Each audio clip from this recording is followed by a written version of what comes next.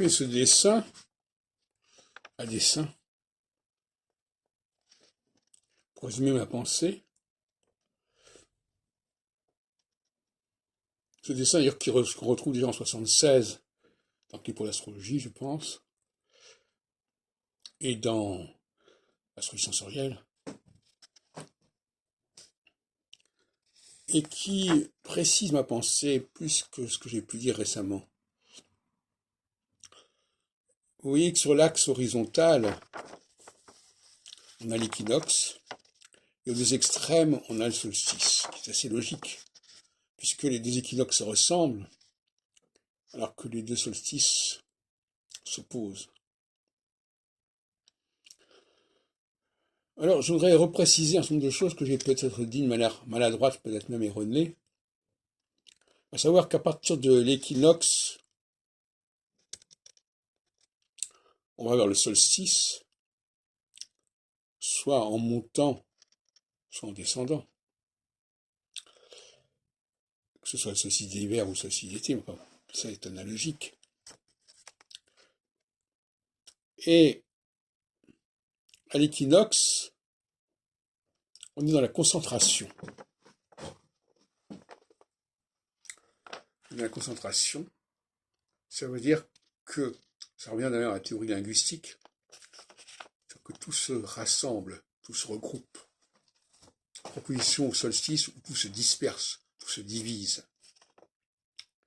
On retrouve ça d'ailleurs dans la tour de Babel, la tour qui est quelque chose de central, et puis toutes ces langues qui vont se multiplier, qui sont quelque chose de solsticial. Parce que le solstice, c'est justement ce qui met fin à la concentration. Le mot solstice, dans le solstice, il y a l'idée d'arrêt, comme dans l'armistice. Donc lorsque Saturne arrive au solstice, c'est un plateau, c'est un sommet. Après, il va remonter, et puis il y aura un nouveau solstice.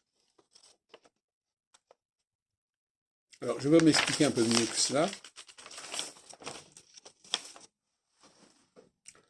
En phase équinoxiale, les choses se rassemblent. Les divisions, les clivages sautent, disparaissent. Et on va vers une sorte d'unité. Mais évidemment, cette unité, elle a un terme, forcément. Et ce terme, c'est le moment du solstice. Ici, ou là. Et à partir du solstice, eh bien, le processus est inversé. Il n'y a plus la concentration, mais il y a la dispersion.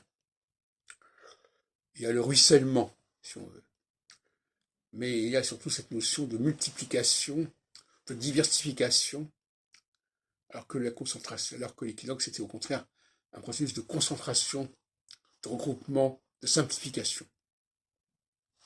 On voit bien d'ailleurs, en astrologie par exemple, qu'il y a ceux qui prennent plaisir à complexifier les choses, à les multiplier à l'infini, et ceux qui au contraire cherchent à les centrer, à les concentrer.